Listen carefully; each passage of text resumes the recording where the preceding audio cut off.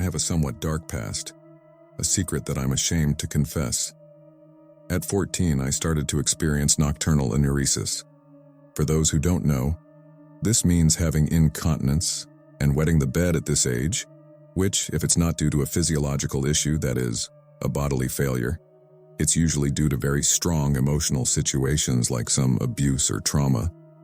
I couldn't tell anyone what was happening to me because I thought no one would believe me.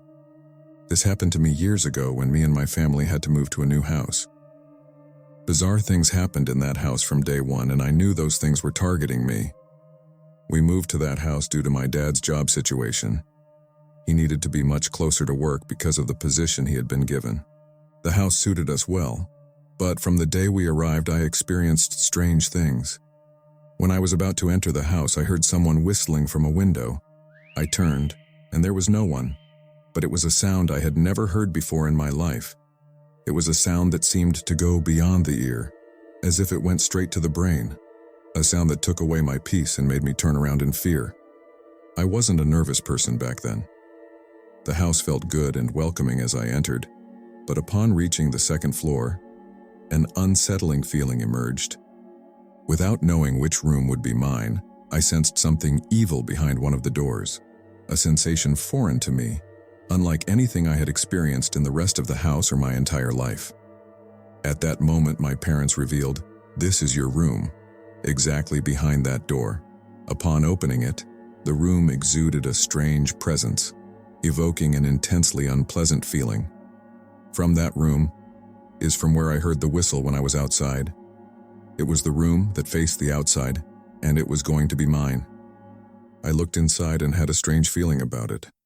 I tried not to think much of it because in the end this was going to be my room and there was nowhere else to go, so I entered.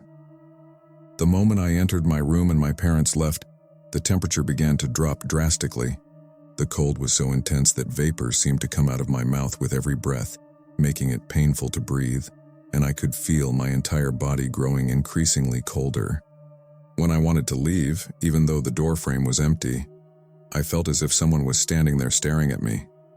This horrifying sensation left me petrified, staring at the empty space for nearly 5 minutes. Then, as if the presence moved, I was finally able to proceed. It's hard to explain because it sounds unbelievable. I couldn't share this with anyone. It wasn't visible, just a profound feeling. Yet the chilling cold in my room was undeniably real. Over the following weeks, this was confirmed when my mom, coming to wake me up for school in the mornings, would comment, "Why is your room so cold?" That's when I realized they also noticed the chill, but they weren't experiencing everything. They didn't hear the scratching sounds from under the bed that I endured every night. My parents mainly experienced issues related to their work routines.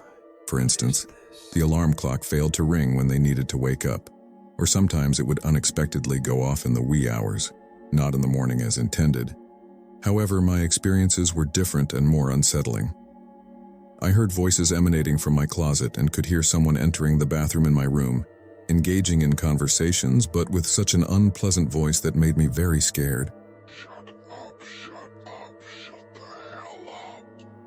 On several occasions, I had to be alone in that house, and these things would start happening, and that's when the nocturnal enuresis began. In that house, when I was alone, I began to notice shadows ascending to the second floor, chillingly identical to the silhouettes of my mom and dad. At times, I could distinctly hear their voices within the house. Yet I was certain it was something else, something malevolent, masquerading as them.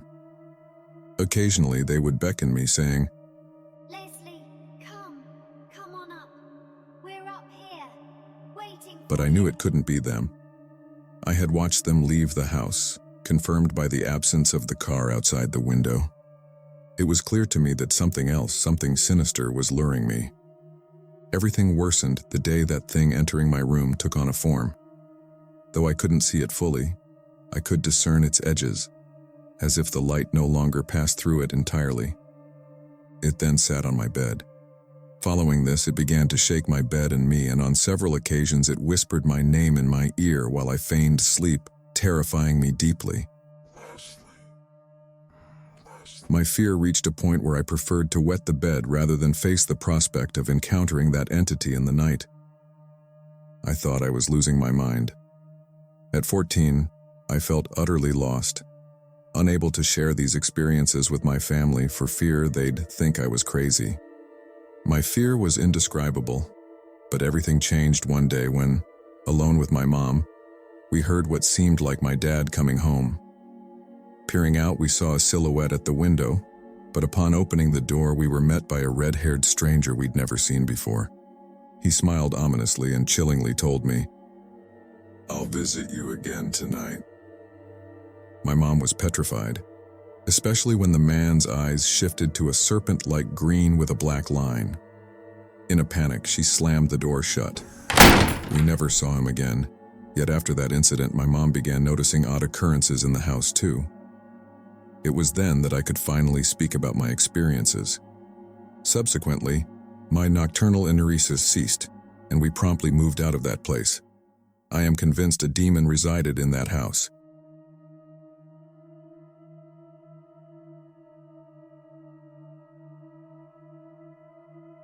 I made the worst mistake of my life by mocking a witch. A friend of mine, when we were in high school, wanted her tarot cards read. Back then, it wasn't like now with many girls calling themselves tarot readers and witches, having learned to read cards, and that's all. No, the person we visited at that time was a witch, someone with a reputation, known for doing bindings and cleansings, and could do 1,000 things. Besides all of the latter, she also read cards. On our way there, I was totally skeptical and told my friend, "What are you thinking? Why go there?" I continued, "Why are you going to that place? It's all nonsense. They'll just take your money." Well, as expected, she didn't listen to me, and we ended up going to the place. We entered, and then the witch stared at me intently for several seconds and said, "Why did you come if you don't believe in this?" We hadn't exchanged a word, and that was the first thing she told me. I replied, "Oh, ma'am, you just want to steal my friend's money. At least I'm here to defend her." And she just stood up. The moment she stood up, I felt something strange, like a very imposing energy. And then the lady, who was short in stature, looked huge to me at that moment. She came up to me, put her hand forward, and I, as a reaction without thinking, gave her mine. It was the worst mistake of my life. She grabbed me and said, "Today you will believe, today you will be visited," and she let go of me. I left the room and my friend stayed with her. My friend came out very happy, and I was all traumatized. What did this lady do? Why did she touch me? Why did I allow that? I also didn't want to suggest myself, but something inside me felt different. That night I came home and experienced the most terrifying event of my entire life. I went to my room, haunted by the image of that lady. I couldn't shake off her haunting look or the memory of the dark place lit only by candles, which to me felt like a stage set designed to unsettle visitors. Despite trying to dismiss her words, fear lingered. As my parents went to sleep, my fear escalated to the point where I did something I hadn't done in years. I opened my bedroom door and left it open. It was a small act to ensure that no matter what happened, I wouldn't feel trapped. I opened the windows, turned on the TV, put it on low volume, and then I started to hear outside my room a horrendous, gasping breathing, like a sick person, as if someone who was struggling a lot to breathe. Then I get scared, not because of what the witch said. I'm thinking about my parents. I think, what is happening to them? I get up, run out, and since I don't hear any conversation coming from my parents' room, but I can still hear that breathing, I think, maybe it's me. I'm imagining things. Then, without making much noise, I open the door and the breathing sound stops instantly. I thought, it has to be them. Maybe they're having some respiratory problem. And then behind me, on my neck, the breathing returned. I turned around quickly as a reflex. There was nothing, and then I saw my room door loudly slam shut. Needless to say, that day I slept outside my parents' room lying on the floor and promised to myself, never, ever again will I approach those people. Never again will I mock a witch. I am the third child of a marriage that lived very happily. Our family got along very well, and my siblings and I had a very beautiful relationship. We went through a heartbreaking situation. My older brother had an accident. He left the house in his car, driving very quickly, and you can imagine what happened. That day, he passed to another plane. My mom was so shocked and affected that she didn't know how to handle the situation. She started, through prayers, to ask for my brother to be returned to her in some way, even though it was something impossible. My brother was buried, and weeks had passed since that situation. My mom, in her prayers, expressed it verbally as if she wanted everyone to hear her. My dad had already tried to intervene, but my mom wouldn't listen. She was so absorbed in her grief that she didn't understand that what she was saying no longer made sense. She was almost within the madness. We tried to intervene in different ways, taking her to psychologists and thanatologists, but my mom seemed very lost. One day, a neighbor who was listening to her told her that she knew a lady who, although she couldn't physically bring my brother back, might be able to make him return. "If you want, I can take you," she said. "It could be expensive, and I'm not talking about money, so you decide." My mother told her I would give anything for my son to be here again. No one knows exactly what happened because this story is told by me, the youngest daughter of the family, not my mom. But from that day on, we began to see the presence of a ghost child in the house. Footsteps, giggles, toys moving around. It was such a strange and improbable situation that, while we were all terrified, my mom smiled as if she were insane. We knew she was lost. If only you had any idea of how much we suffered. On some occasions, the door would open and we heard footsteps entering the room.